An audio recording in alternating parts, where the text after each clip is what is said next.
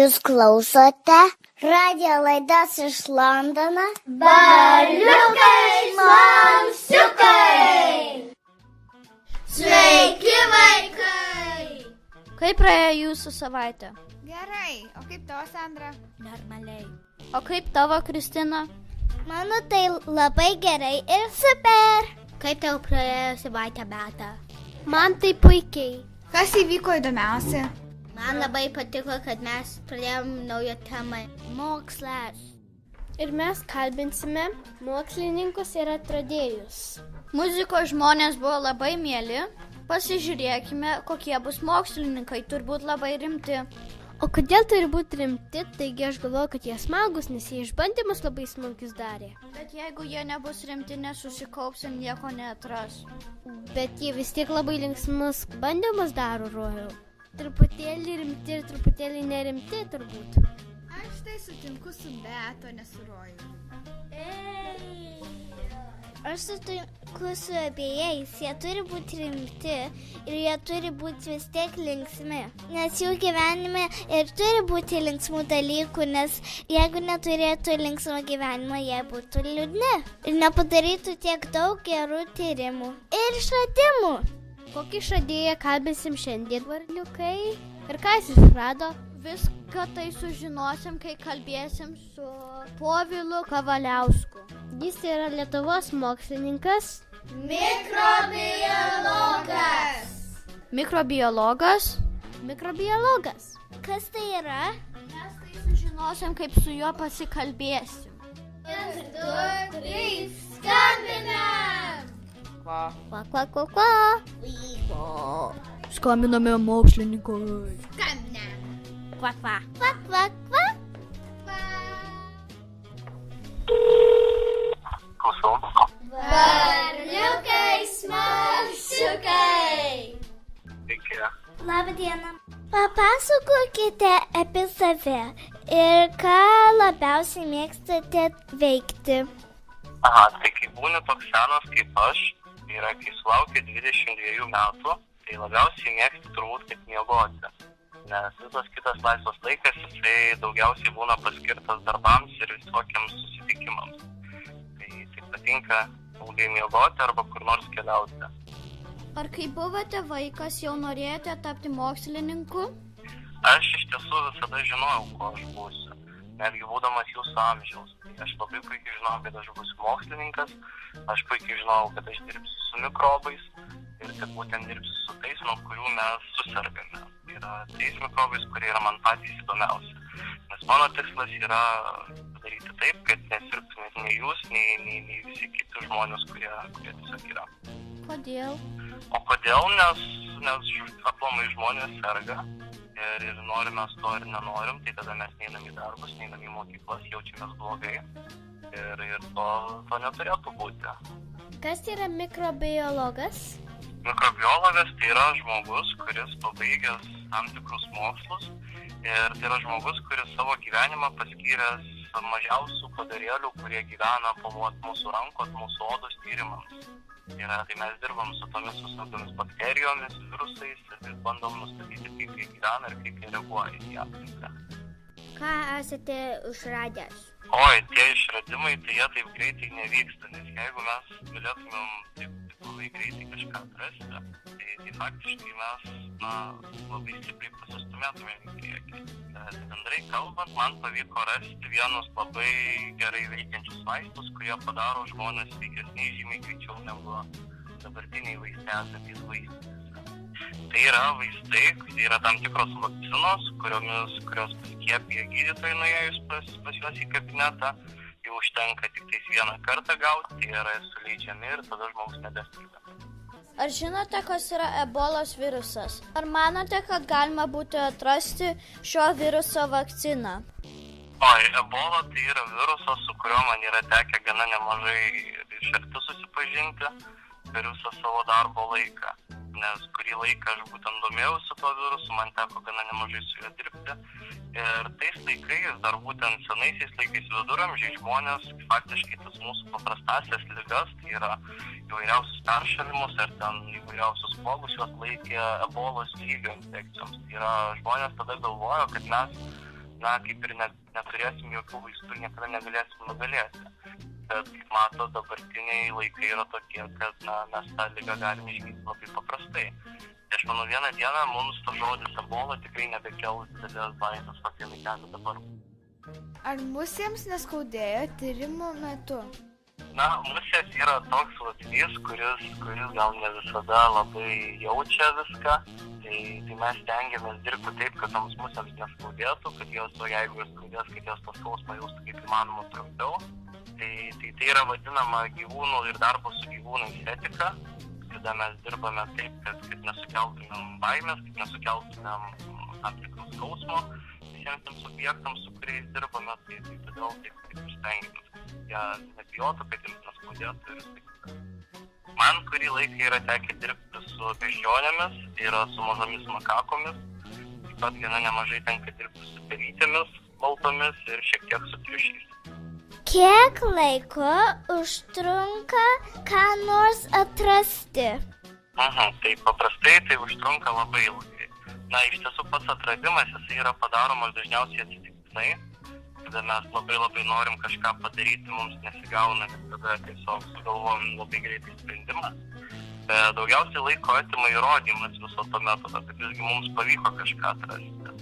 Ir tai gali trukti nuo kelių savaičių iki kelių metų. Iš tiesų, pati ilgiausia vieta, tai kaip jūs ir minėjote, yra pats rašymas.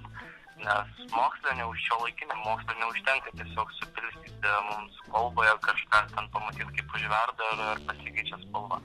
Pagrindinis tikslas šiuolaikinė mokslo yra visą tą rezultatą aprašyti tarptautinę kalbą. Ir aprašyti taip, kad bet kuris mokslininkas atsidaręs tam tikros duombazės galėtų suprasti, ką tu padarai ir kodėl tu būtent padarai vieną. Taip ir kokio viso to yra prasmė ir aktualumas.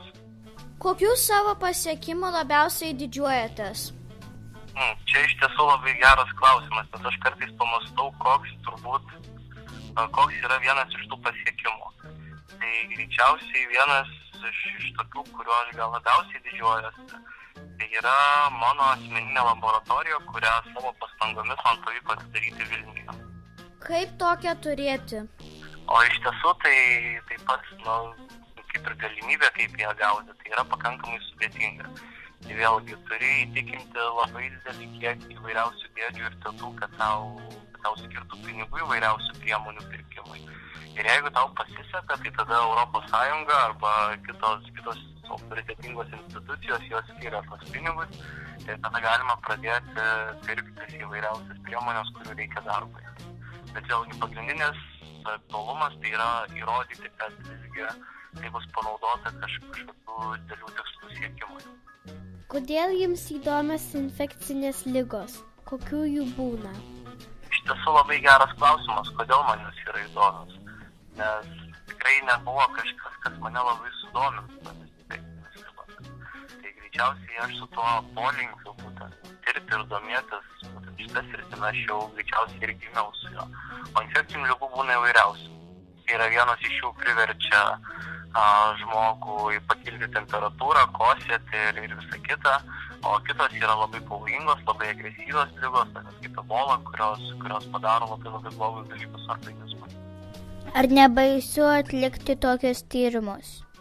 Iš tiesų, greičiausiai kiekvienas mano pažįstamas, kuris žino, su kuo aš dirbu, jis visada klausia šito klausimo, ar man nėra baisu dirbti su virusais, ar man nėra baisu dirbti su bakterijomis. Bet iš tiesų greičiausiai vieni žmonės šokinėja su parašiutu, kiti žmonės greitai važinėja mašinomis, o aš tą vadinamą adrenaliną gaunu, matyt, dirbdamas su pavojingiausiamis ir senai išnaikintomis infekcinėmis ligomis. Kaip atrodo mokslininko diena? Tai mokslininko diena, kaip ir visų paprastų žmonių diena, prasideda nuo prabudimo. Mano dienos akcentas yra puodelis arba 2 puodeliai kavos. Tada paprastai mokslininkai atsako į visus elektroninius laiškus, kurie juos pasiekia per dieną arba per naktį. Tada keliauja į darbą ir pradeda daryti eksperimentų. Tai vėlgi labai priklauso nuo to, kokioje srityje tas žmogus dirba. Tai tarkim, ką aš darau, tai mano laboratorija kiekvieną dieną pasiekia sergančių žmonių mėginiais. Ir mūsų pagrindinis tikslas išsiaiškinti, kuo tas žmogus serga ir kaip tam žmogui kaip įmanoma greičiau padėti. Tai mokslininkai kaip aš, tai yra mikrobiologai, jie apžiūrinėja mėginius, jie žiūri į bakterijas per mikroskopus ir bando visgi nustatyti, kas ten yra per mikrobas ir kaip tą mikrobą lengviausia būtų nukauti. Čia yra tikrai kova, kada mes bandom su visais įmanomais būdais, išsaugant kaip įmanoma daugiau laiko, nugalėti tai, kas padaro blogus dalykus organizmui. Ar reikia labai gerai mokytis, kad taptų mokslininku?